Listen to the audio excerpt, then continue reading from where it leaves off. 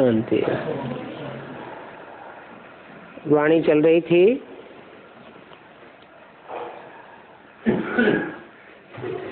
26 जून 1968 का प्रातः क्लास, तीसरे पेज के मध्यार्ध में बात चल रही थी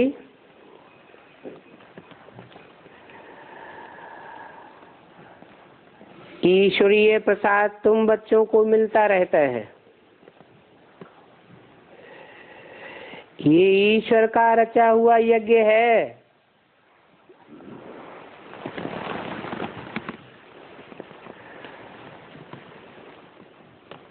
तो ईश्वरीय प्रसाद मिलता रहता है और ये प्रसाद इतना महत्वपूर्ण है जो जन्म जन्मांतर के लिए हो जाता है। प्रसाद प्रसन्नता को कहा जाता है।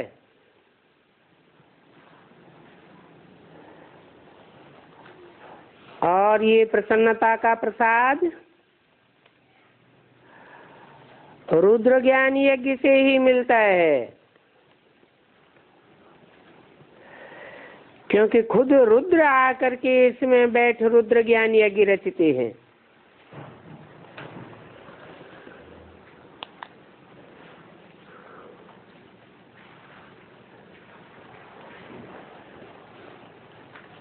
आकर के रुद्र ज्ञान यज्ञ रचते हैं। कहाँ से आते हैं? परमधाम से तो और रुद्र नहीं आता है, क्योंकि रुद्र तो रौद्र रूप धारण करने वाले को कहा जाता है। परम धाम से तो शिव आता है, जिसकी बिंदी का ही नाम शिव है।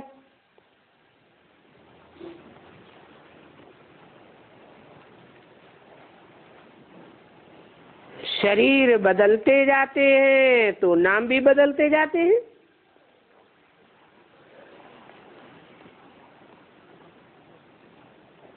शिव तो कल्याणकारी है और रौद्र रूप क्यों धारण करता है?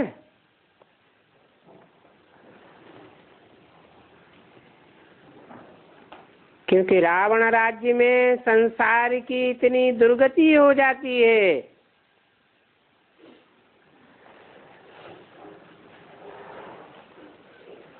कि रुद्रावतार गाया हुआ है। इसलिए वो शिव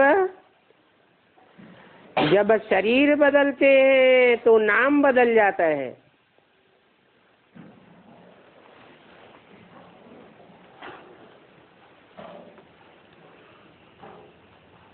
नाम पड़ता है रुद्र, जिसे रुद्र ज्ञान यज्ञ कहा जाता है। यज्ञ के आदि में ही इसका बीजारोपण हुआ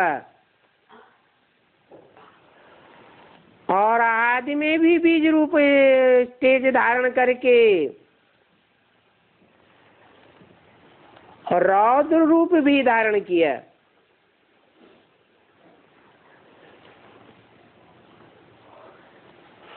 इस रुद्र ज्ञान यज्ञ को पढ़ाई भी कहा जाता है।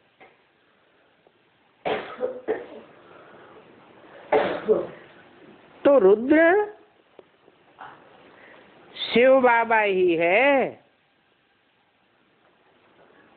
जो ज्ञान का सागर है। उसने ही ये यज्ञ रचा है।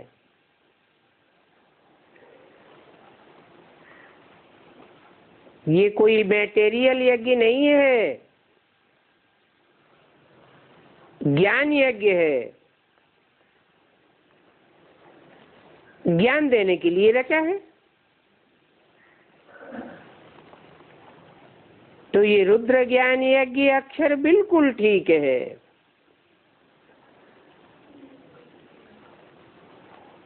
राजस्व अश्वमेघ अविनाशी रुद्र ज्ञान यज्ञ स्व का राज्य लेने के लिए यज्ञ रचा गया है।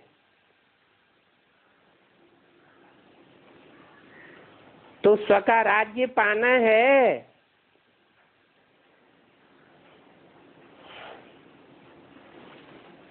समझ में आता होगा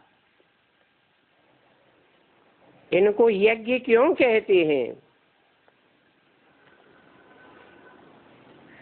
यज्ञ में तो आहुति दी जाती है।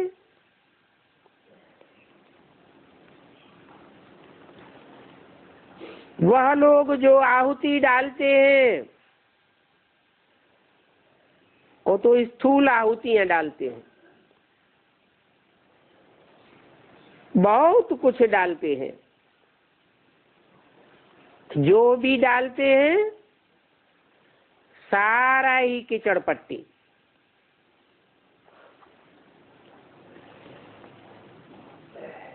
तुम तो पढ़ाई पढ़ते हो, आहुति क्यों डालते हो? क्योंकि तुम जानते हो कि हम पढ़ करके जब होशियार हो जाएंगे तो सारी ये कीचड़ पट्टी की दुनिया इसमें स्वाहा हो जाएगी।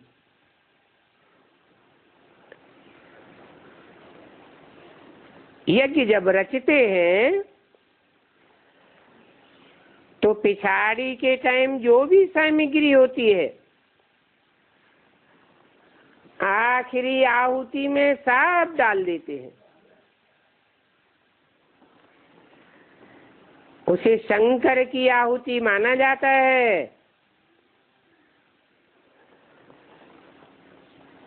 अभी तुम बच्चे तो जानते हो कि हमको बाप पढ़ाए रहे हैं।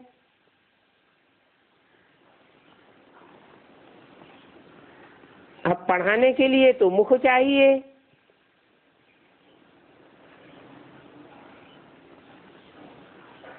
तो कौन से मुख से पढ़ाते हैं? अभी बाप हमको पढ़ाते तो है ना,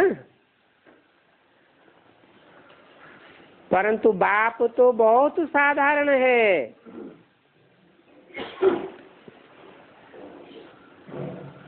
इतना साधारण है कि मनुष्य जान नहीं सकते।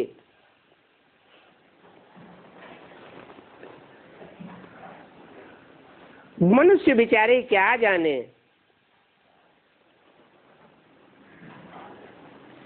दुनिया में जो बड़े बड़े आदमी होते हैं उनकी तो बहुत महिमा होती है।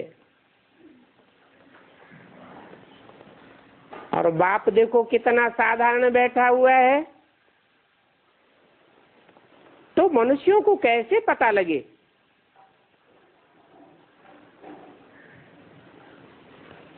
और यह दादा तो जवाहरी था। ये तो बड़ा आदमी था, फिर भी शक्ति तो कोई देखने में नहीं आती। सिर्फ इतना ही कह देते हैं इनमें कोई शक्ति काम कर रही है, बस। ये नहीं समझते हैं कि इनमें सर्वशक्तिवान बाप है।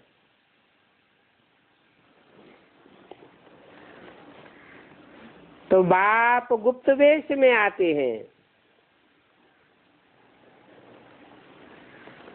परंतु इनमें गुप्त शक्ति है।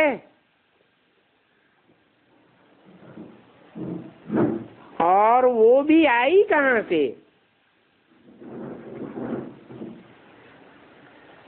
वो शक्ति तब आई जब बाप ने प्रवेश किया।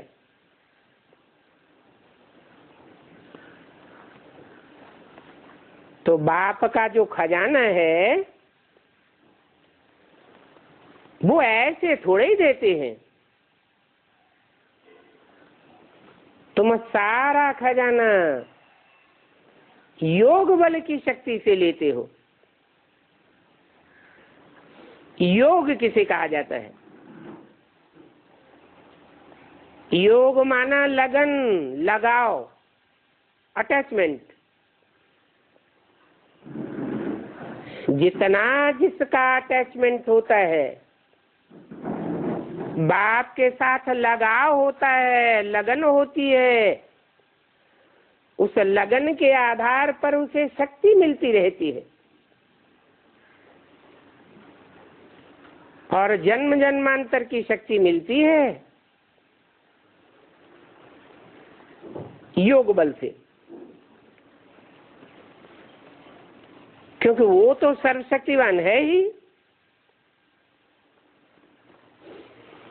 और उनकी शक्ति कहीं चली नहीं जाती है। परमात्मा को सर्वशक्तिवान क्यों कहा जाता है? क्यों गायन है सर्वशक्तिमत्ता का? ये भी कोई जानते नहीं है।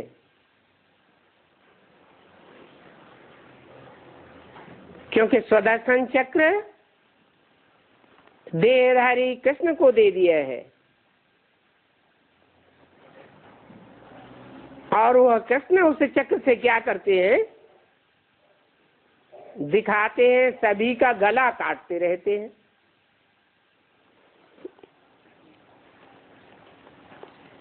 तो क्या भगवान बाप बैठे हिंसा करते हैं?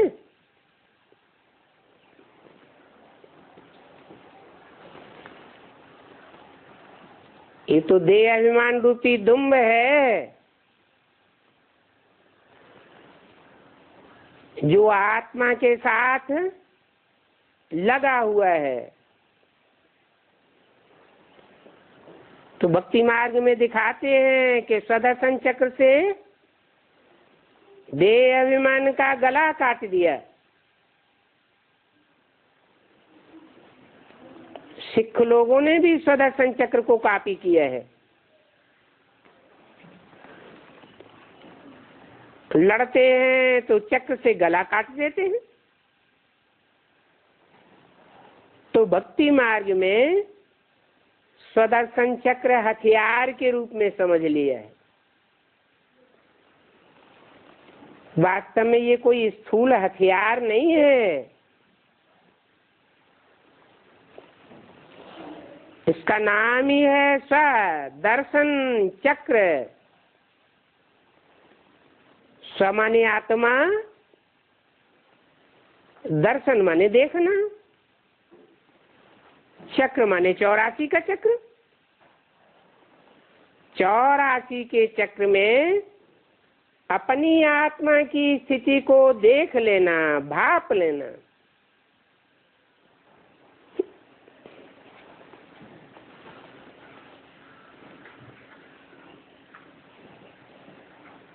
रावण ने चक्कर चला दिया काम कटारी का, तो वो भी कटारी हथियार समझ लेते हैं। ये सभी प्रकार की हिंसक निशानियां रख दी हैं।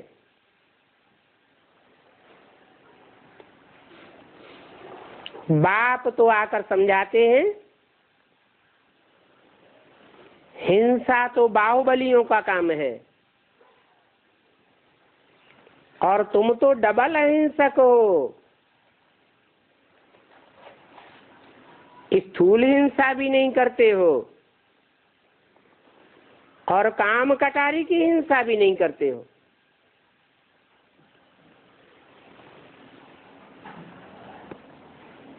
तो बाप आकर सभी बातें समझाते हैं, पढ़ाते हैं। ये भी बताते हैं कि मैं आकर जिसमें प्रवेश करता हूं, इनमें तो देह अभिमान की पूरी कट चढ़ी हुई है।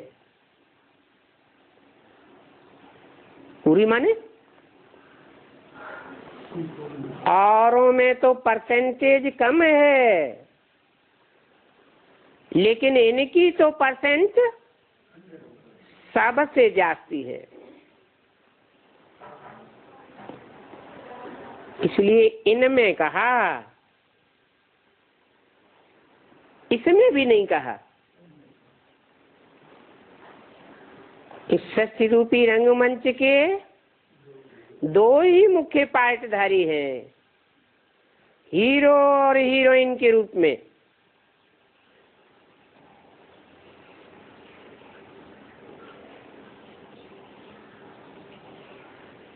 ये मुख्य आत्माएं हैं,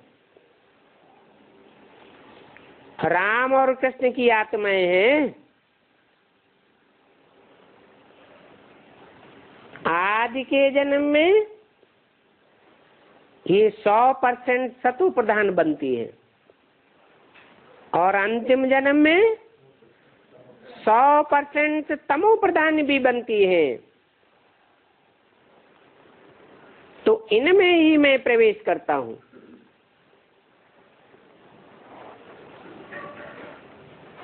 किस रूप में प्रवेश करता हूं? ये षष्ठी रूपी रंगमंच के हीरो हीरोइन ही माता पिता है। तो एक में माता के मृदुल रूप में प्रवेश करता हूं और दूसरे में कठोर रूप में प्रवेश करता हूं। इसलिए त्रिमूर्ति के चित्र में इनकी बैठक ही देखो कैसी दिखाई गई है। ब्रह्मा की बैठक लीनियंसी के रूप में दिखाई गई है और शंकर की बैठक स्ट्रिक्ट रूप दिखाया गया है। ये भी बताते हैं कि ये पराया देश है,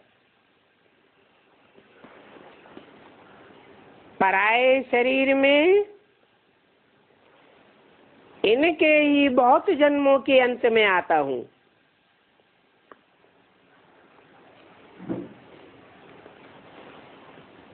और कट जो चढ़ी हुई है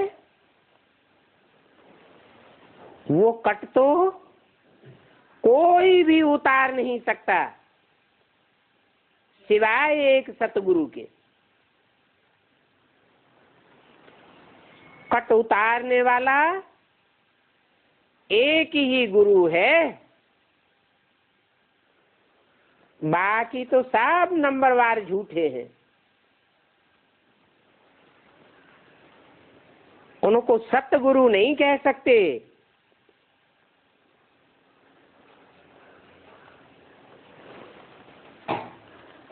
वो बाप एब्सोल्युटली पवित्र है, अपवित्रता का अंश मात्र भी नहीं है।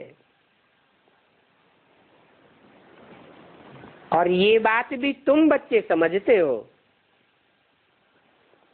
क्या? जो सन्मुख बैठे हुए तुम बच्चे जिनको कहा गया वो ही समझ सकते हैं। जो बाप के बच्चे नहीं बनते, सन्मुख होकर नहीं रहते,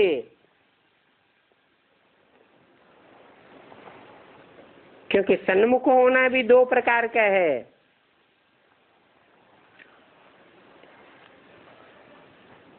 एक है देखने का सन्मुख, सामने बैठे हुए हैं,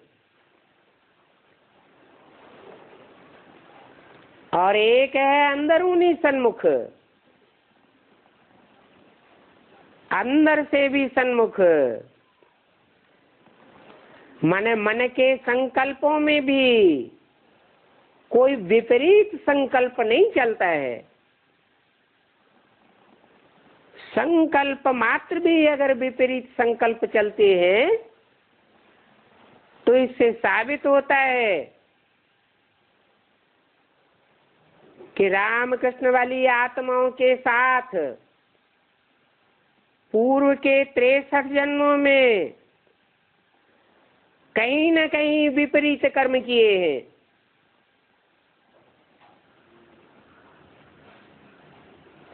अभी शूटिंग की रील घूमती है, उस रील में सबको अपना अपना पता पड़ जाता है।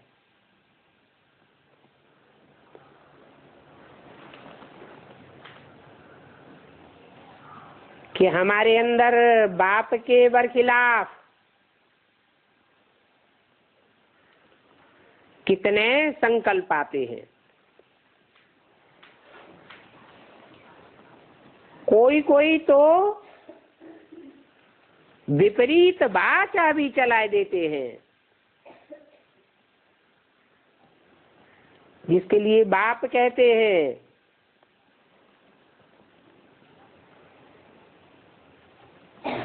कि श्रीमत के बरखिलाफ बात को तो रावण संप्रदाय समझो। ऐसी बरखिलाफ बातें करने वाले राम संप्रदाय नहीं हो सकते। एक्ट करना ये तो और ही खराब हो गया। परंतु ये बातें बुद्धि में बिठाने के लिए टाइम चाहिए। तुम बच्चों को तो बाप सभी कुछ समझाए देते हैं, किन बच्चों को? तुम बच्चों माने जो अंदर बाहर से सन्मुख होकर बैठते हैं।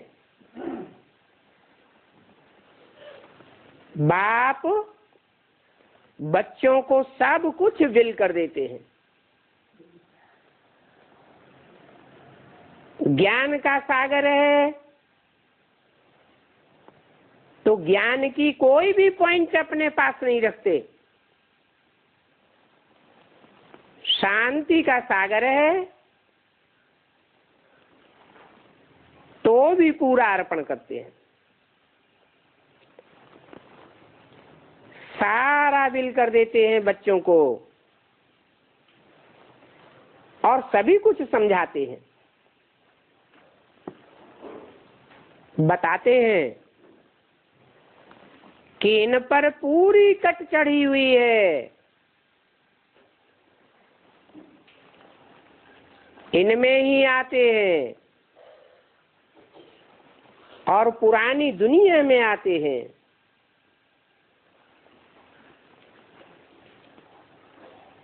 इस पुरानी दुनिया में सभी पतित हैं।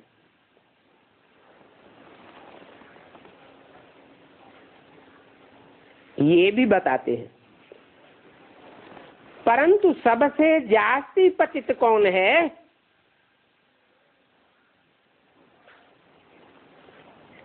है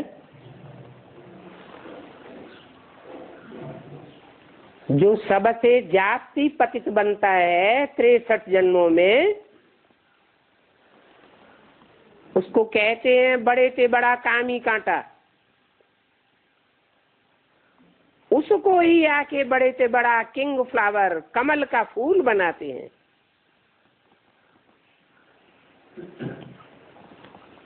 और यह बात बाप ही आकर के बतलाते हैं।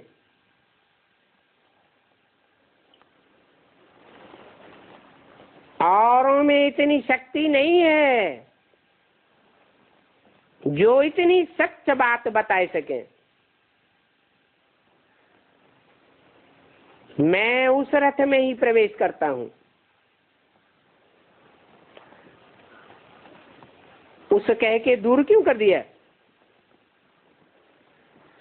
है? जब वाणी बोल रहे थे तो इस रथ कहना चाहिए। इस रथ का ये पार्ट नहीं है जो इतनी सच्चाई से बोल सके।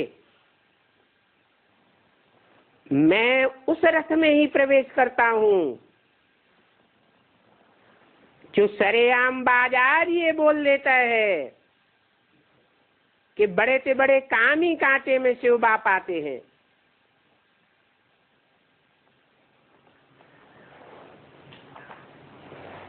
जिस रथ में आते हैं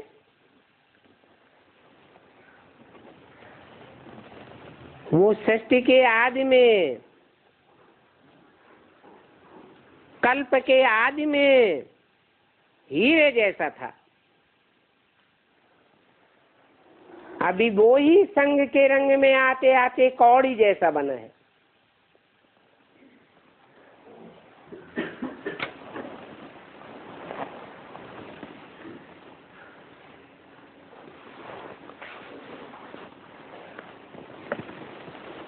और जो कौड़ी जैसा बना है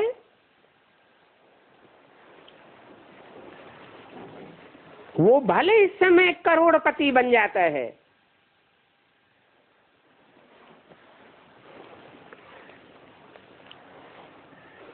परंतु बनाने वाला कौन है?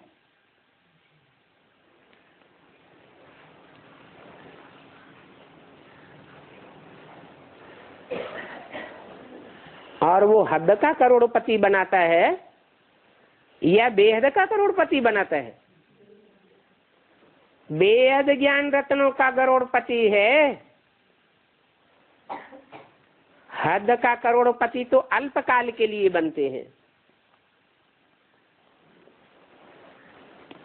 जो भी हद के करोड़पति हैं वो सभी खलास हो जाएंगे। बर्थ पाउंड तो तुम बनते हो।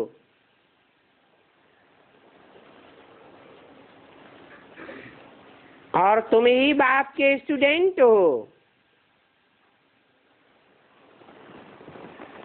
तुम भी स्टूडेंट हो और ये भी स्टूडेंट है। कौन? ये ब्रह्मा बाबा भी स्टूडेंट है, तुम भी स्टूडेंट हो। क्योंकि ये ब्रह्मा भी बहुत जन्मों के अंत में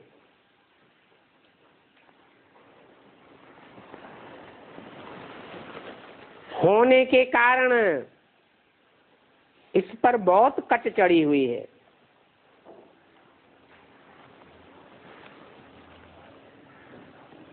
जो बहुत अच्छा पढ़ते हैं उनमें ही बहुत कट चढ़ती है। समय समय का फेर है,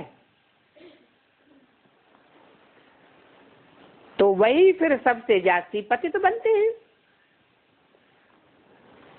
उनको ही फिर पावन बनना है।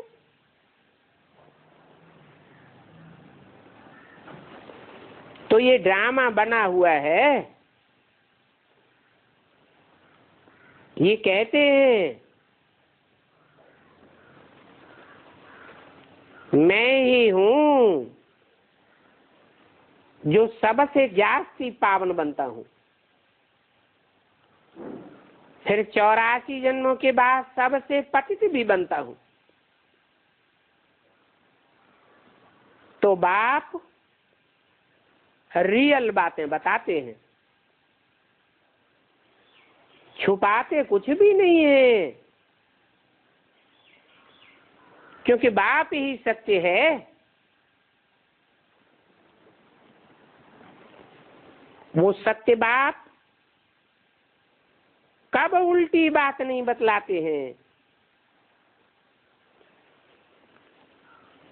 और ये सच्ची बातें भी मनुष्य तो समझ नहीं सकते। तुम बच्चों को पता पड़ जाता है कि ये सच्ची बात है। तुम्हारे सिवाय और कोई मनुष्यों को कैसे पता पड़े?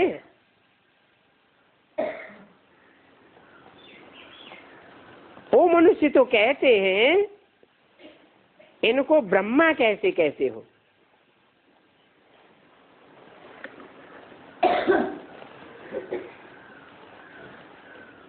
इनमें परमात्मा ने क्यों प्रवेश किया?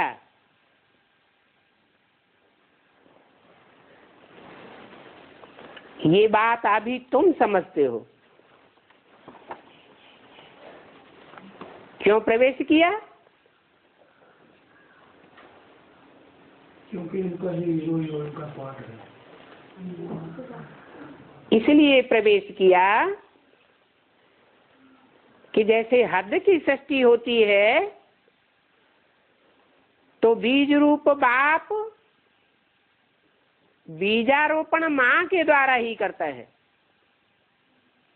माँ ही बच्चों के सामने प्रत्यक्ष होती है पहले। तो गायन है भक्ति मार्ग में, त्वमेव माता च पिता त्वमेव। माता के पाठधारी में ही प्रवेश करना पड़े।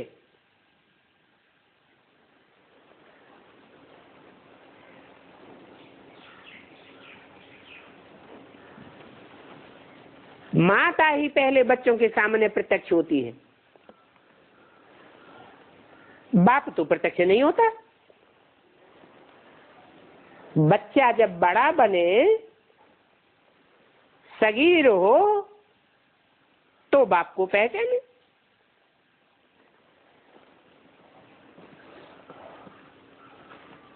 तो परमात्मा इनमें ही नंबरवार प्रवेश करते हैं, बच्चों के सामने प्रत्यक्ष होने के लिए।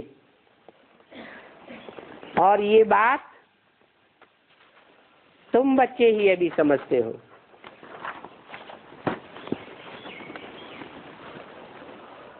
छब्बीस जून 68 की वाणी का चौथा पेज। ये भी जानते हो कि ब्राह्मण कुल है सबसे ऊंचा,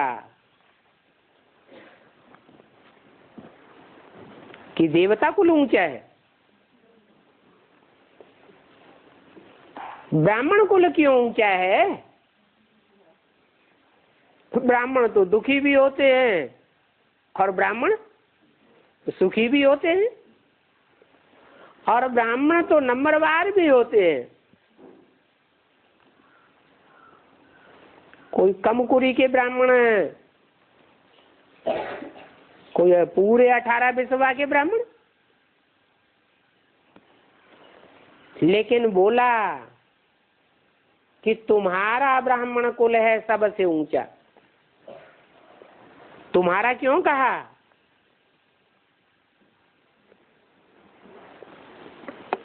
क्योंकि तुमको बाप पढ़ाते हैं। जिनको बाप नहीं पढ़ाते वो माँ को ही बाप समझ लेते हैं।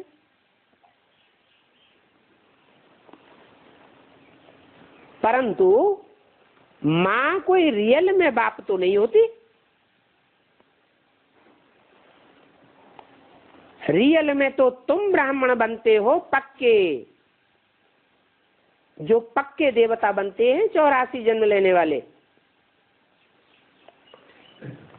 और ब्राह्मण जीवन से ही कन्वर्ट होकर के पक्के देवता बन जाते हैं,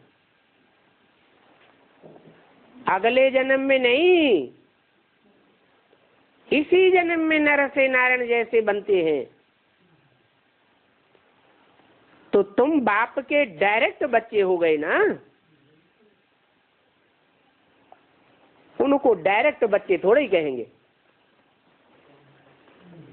भले सतयुग का पहला नारायण है, वो गॉड फादर बाप का डायरेक्ट बच्चा थोड़ा ही है। वो किसका बच्चा है? वो तो नारायण का बच्चा है, देवता का बच्चा है। तुम तो किसके बच्चे हो? भगवान बाप के बच्चे हो। देवताओं को ऊंचे से ऊंचे नहीं कहा जाता है, भगवान बाप तो ऊंचे से ऊंचे है। तो तुम रूहानी बाप के बच्चे हो।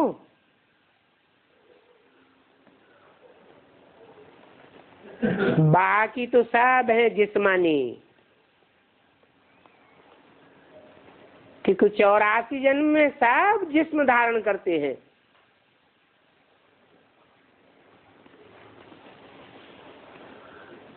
तो बाप उन रूहानी बच्चों को पढ़ाते हैं जिनको बाप बच्चे बच्चे कह करके बैठ पढ़ाते हैं। जिनको पढ़ाते नहीं है सन्मुख, उनको बच्चे कैसे कहेंगे? मेरे बच्चे, क्योंकि वो तो बाप को पहचानते ही नहीं है। तुम बच्चे तो श्रीमत पर चलते रहते हो, श्री श्री कहा ही जाता है बाप को। तुम बाप को पहचानते हो तो उनकी मत को मानते हो। शिव बाबा इसमें बैठ करके मनवाते रहते हैं। क्या मनवाते रहते हैं? श्रीमत की बात तुम बच्चों को समझा करके मनवाते रहते हैं, कोई जबरदस्ती की बात नहीं है। वो बाप तो करनहार भी है और करावनहार भी है।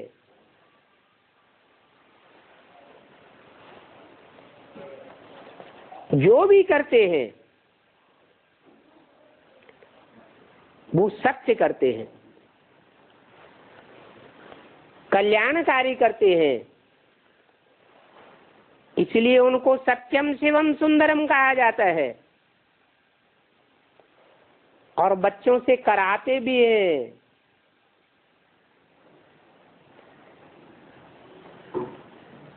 कुछ खुद करते हैं और कुछ कराते भी हैं।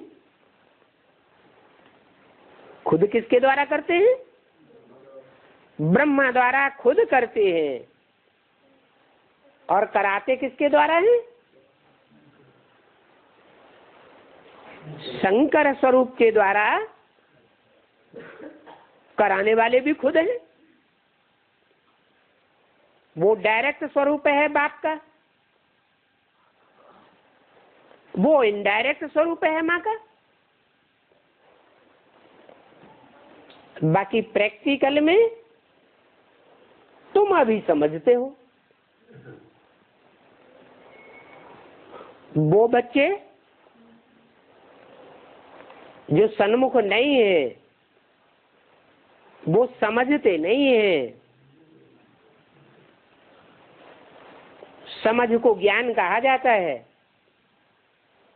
इसलिए बाप कहते हैं, ज्ञानी तू आत्मा बच्चे मुझे विशेष प्रिय है।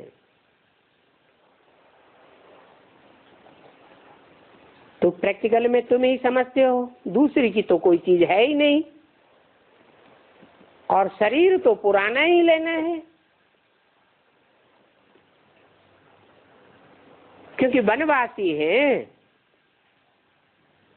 और तुम भी वनवासी हो।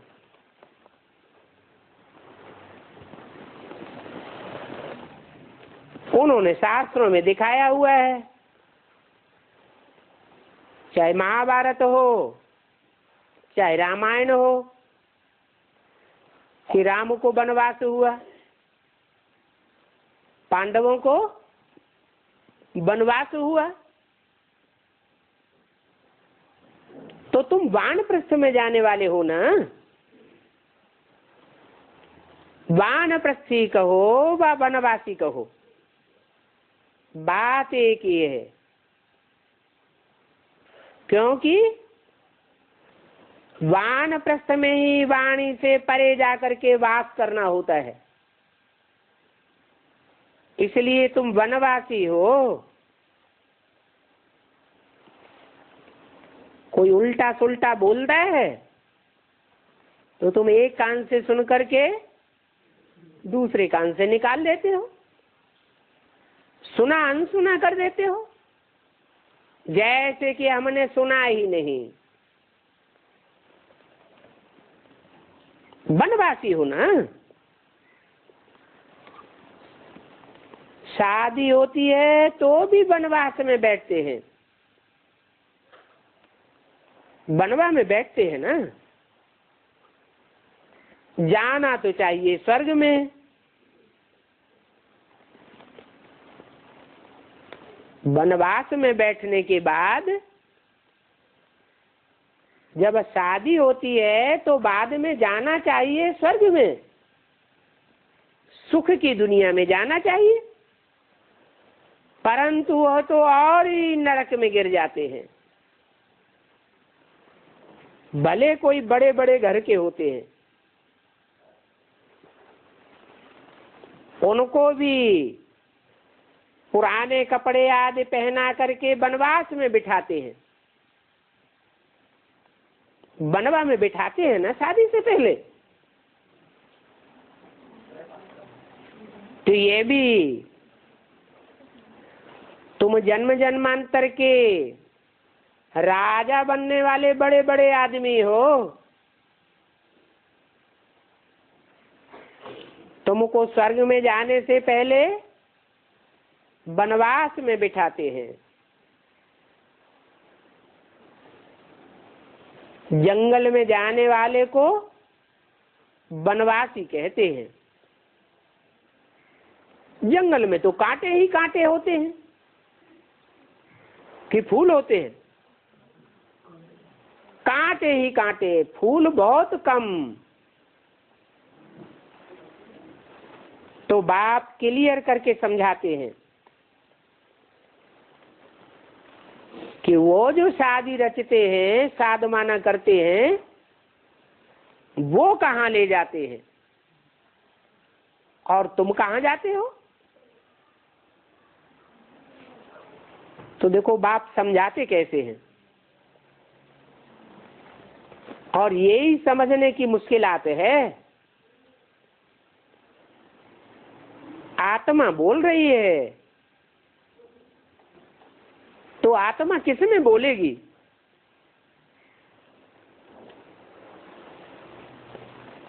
स्पीकर में बोलेगी क्या?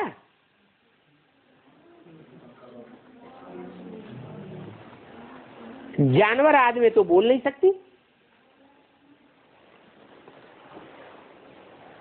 मनुष्य में ही आकर के बोलेंगे। मनुष्य में आकर के क्यों बोलेंगे? जानवर आवाज नहीं करते हैं क्या? आवाज तो करते हैं, लेकिन जानवरों को मन बुद्धि नहीं होती और मनुष्यों को तो मन बुद्धि होती है, समझने के लिए, सोचने के लिए, मंथन करने के लिए। जो बात सोच समझ के धारण की जाती है उसमें सफलता मिलती है। तो बाप जानवरों में थोड़े ही प्रवेश करेंगे। उन्होंने तो शिव के मंदिर में बैल दिखाई दिया है। बैल तो जानवर होता है। बाप जानवर में आवेंगे समझाने के लिए क्या? बाप खुद कहते हैं मैं एब्सोल्युटली क्लियर हूं, मेरे में कोई प्रकार की खाद नहीं है, कोई विकार नहीं है, और मैं सदैव पवित्र हूं। जिनमें आता हूं, प्रवेश करता हूं, उनके लिए नहीं कह सकते कि वो सदैव क्लियर हैं, सदैव पवित्र हैं। हाँ, उनको आकर के अपवित्र से पवित्र बनाता हूं, जिसके लिए तुम मुझे बुलाते हो, हे पतित पावन बाप आओ।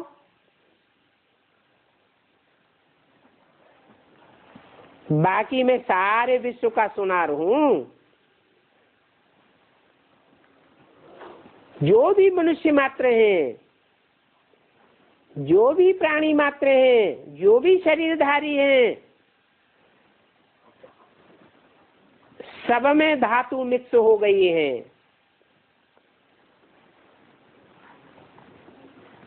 जैसे प्योर सोने में चांदी की खाद, तांबे की खाद, लोहे की खाद डालते हैं ना, ऐसे ही सबके शरीर विकारी हो गए हैं। आत्मा भी विकारी और शरीर भी विकारी बन गए। अभी मैं आत्मा को बिल्कुल पवित्र बनाए देता हूं।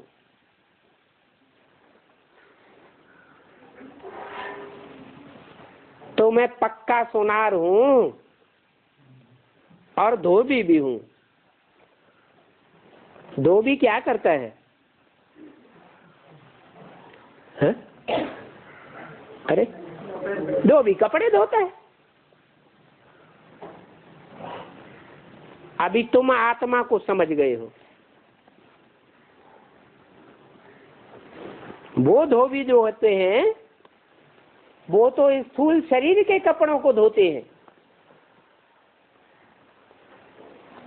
मैं तो ऐसा धोबी हूं जो तुम्हारी आत्मा का 84 जन्म का पतित से पतित तमो प्रधान कपड़ा है, उसको भी धो करके जाता हूं। इस एक ही जन्म में तुम्हारा कपड़ा सतो प्रधान बनाए देता हूं।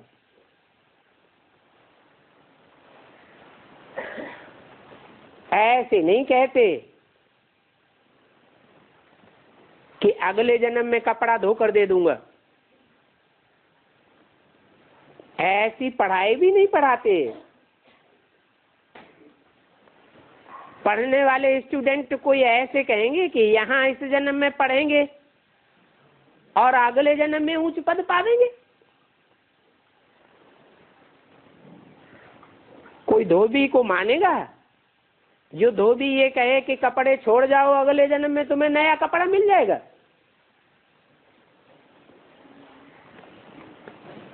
तो बाप पक्का धोबी है। अभी तुम्हारी आत्मा समझ गई है। तुम तो डायरेक्ट नर से नारायण जैसे बनते हो, तो शरीर भी तुमको पवित्र मिलता है। और इसी जन्म में, इसी दुनिया में तुमको यह पवित्रता धारण करनी है। ये 5 तत्वों का चोला अभी इसी जन्म में पवित्र बनाना है। नहीं तो विश्व परिवर्तनकारी कैसे कहे जावेंगे? ये तो जानते हो कि आत्मा ही सभी बातें ग्रहण करती है। सतयुग से लेकर के कलयुग अंत तक आत्मा ही पार्ट बजाती है। तो रंगमंच पर भिन्न भिन्न कपड़े धारण करती है। तुमने 84 जन्मों में 84 कपड़े धारण किए। 84 जन्मों का पार्ट है ना। तो जितनी आत्मा पवित्र है उतना शरीर भी पवित्र मिलता है।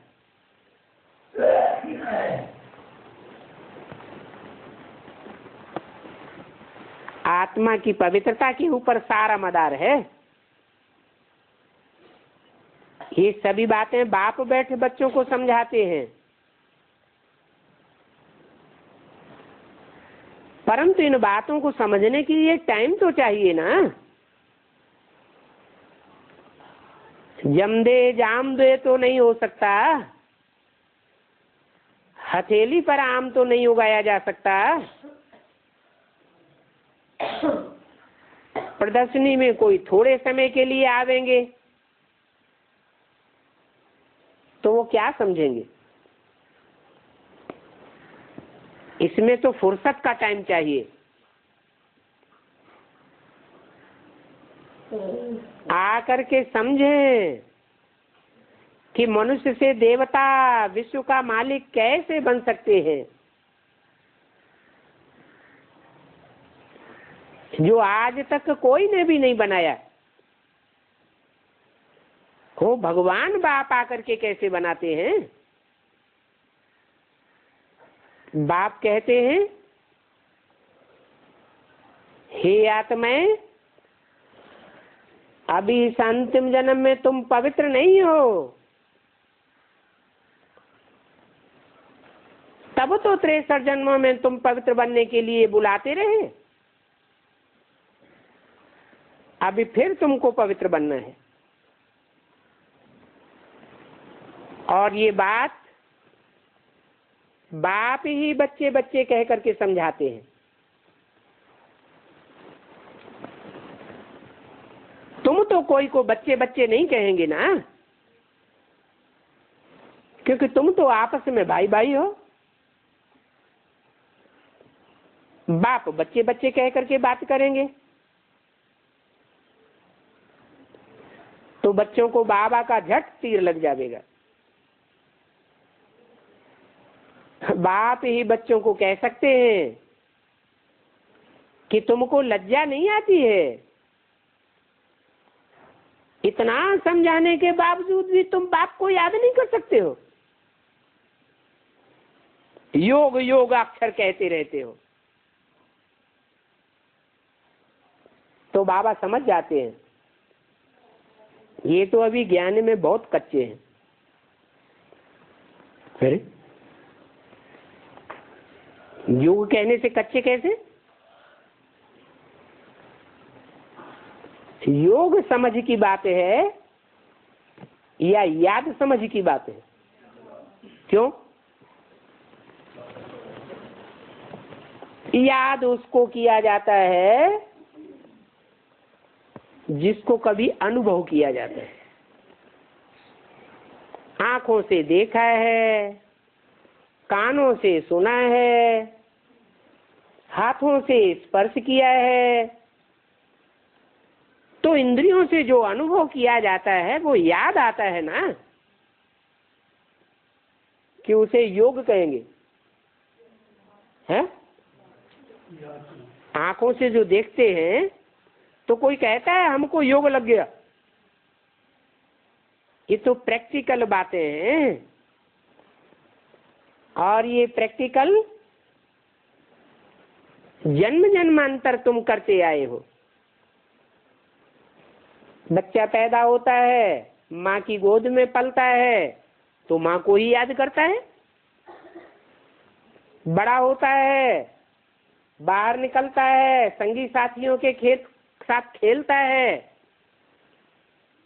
तो रात दिन उनके ही सपने आते हैं, संगी साथियों को याद करता है। और बड़ा होता है, स्कूल में जाता है, कॉलेज में जाता है तो टीचर से याद आते हैं। शादी हो जाती है तो साथी याद आता है। याद आता है, यही तो अनुभूति होती है ना। ये तो नहीं कहता कि योग लग गया। तो बच्चे योग योग अक्षर क्यों कहते रहते हैं? ये तो सन्यासियों का शब्द है। क्या? योग। उनका तो ज्ञान ही इम्प्रैक्टिकल है और बाप का ज्ञान तो प्रैक्टिकल है, समझने की चीज है।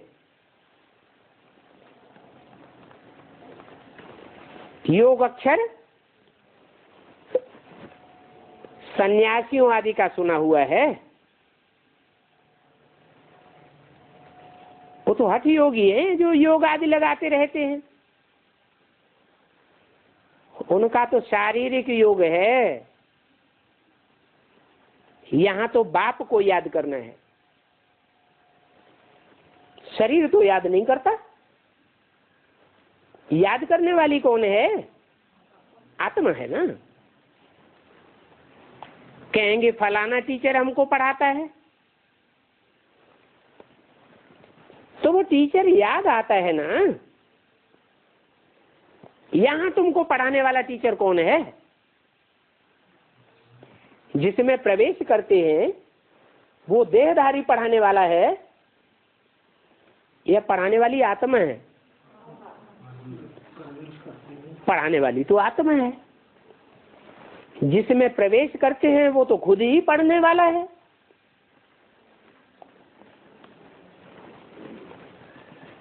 तो टीचर याद रहता है।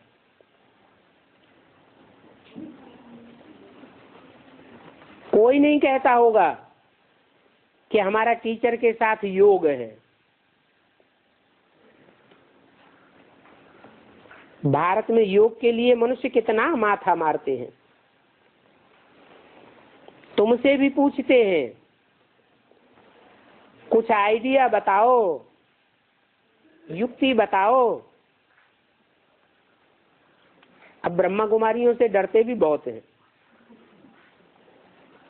क्योंकि तुम मौत ही मौत चिल्लाती रहती हो। मौत आया कि मौत आया, विनाश होने वाला है। तुम तो जानते हो कि हम तो बाबा के पास मरने के लिए जाते हैं। बाबा हमको मरना सिखाते हैं। मरना कौन चाहता है?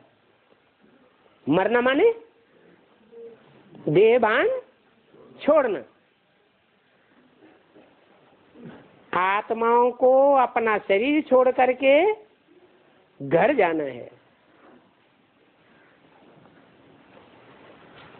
तो मरना सीखना पड़े ना। शरीर छोड़ करके घर जावेंगे या शरीर रहते रहते ही ऐसी स्टेज को पाना है? शरीर रहते रहते ही जो इस स्टेज को पावेंगे वो ही परम धाम को इस सृष्टि पर उतारेंगे। नहीं तो इस शरीर में आत्मा के रहते रहते परम धाम की और सुख धाम की स्टेज का अनुभव नहीं कर सकेंगे। तो बाप आते ही हैं मौत देने के लिए। वो सन्यासी लोग तो ऐसी शिक्षा दे ही नहीं सकते कि मौत किसको पसंद आ जावे। ये तो बड़ी मुश्किल बात है। तुम अभी कोशिश करते हो कि हम जल्दी जल्दी जावे अपने परम धाम, परंतु अभी जा नहीं सकते हो, सिवाय कर्मातीत अवस्था के। बुद्धि में कर्मातीत अवस्था को पा करके हम घर जावेंगे।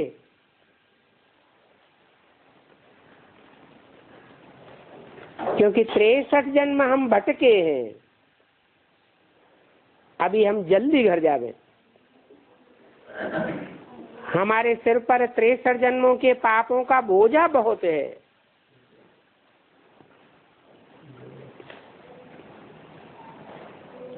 तो जितना याद करेंगे उतना बोझा उतरेगा। आत्मा की कट उतरती जाएगी ना। तो पक्का समझ लो कि ज्ञान में आने के बाद, बाप को पहचानने के बाद, अगर कोई पाप कर्म किया तो फिर उसका 100 गुना दंड हो जाता है। 63 जन्मों में तो जो पाप करते थे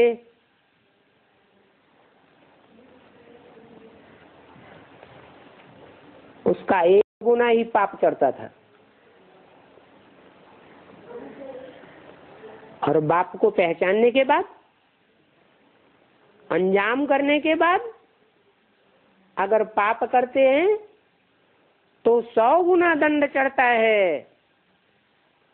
अगर ऐसे पाप करते रहे तो ज्यादा बोझ 63 जन्मों का कहा जाएगा या इसे 1 जन्म का कहा जाएगा? क्योंकि यहाँ तो 100 गुना चढ़ जाता है।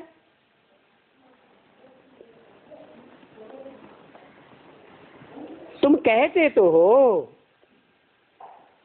कि हमको इस ईश्वरीय पढ़ाई से यह लक्ष्मी नारायण बनना है।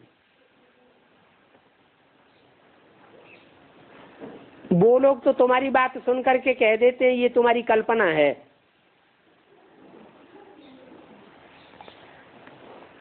ऐसे क्यों कह देते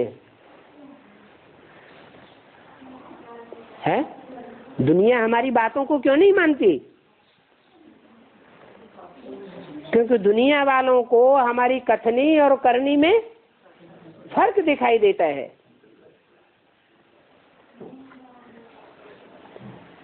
तुम बोलते भी हो, अरे प्राइम मिनिस्टर, प्रेसिडेंट आदि बनते हैं तो ये कोई कल्पना है क्या?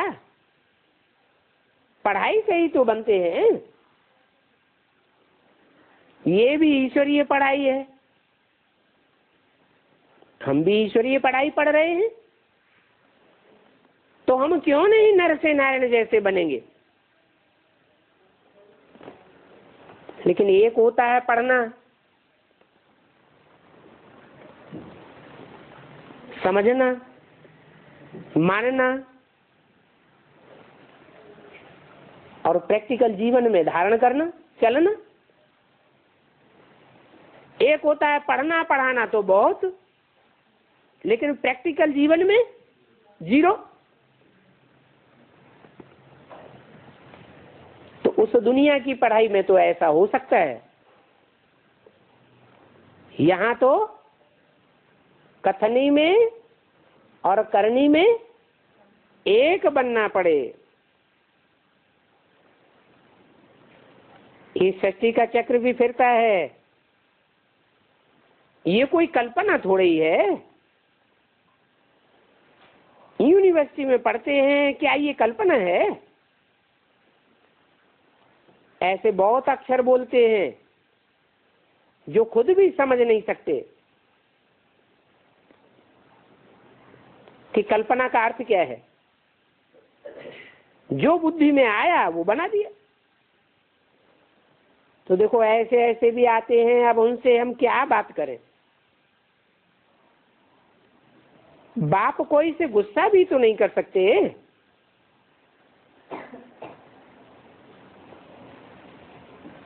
अगर गुस्सा करते हैं तो बाप की निंदा करेंगे। इनको भी डर रहता है। किनको? रामकृष्ण की आत्माओं को भी डर रहता है कि जैसे कर्म मैं करूंगा, मुझे देख और बच्चे भी करने लग पड़ेंगे। मैं क्रोध करूंगा तो और बच्चे भी मुझे देख करके ऐसे करेंगे। तो तुमको भी ये बात समझनी है, फिर समझानी है। अच्छा बच्चों को गुड मॉर्निंग, नमस्ते।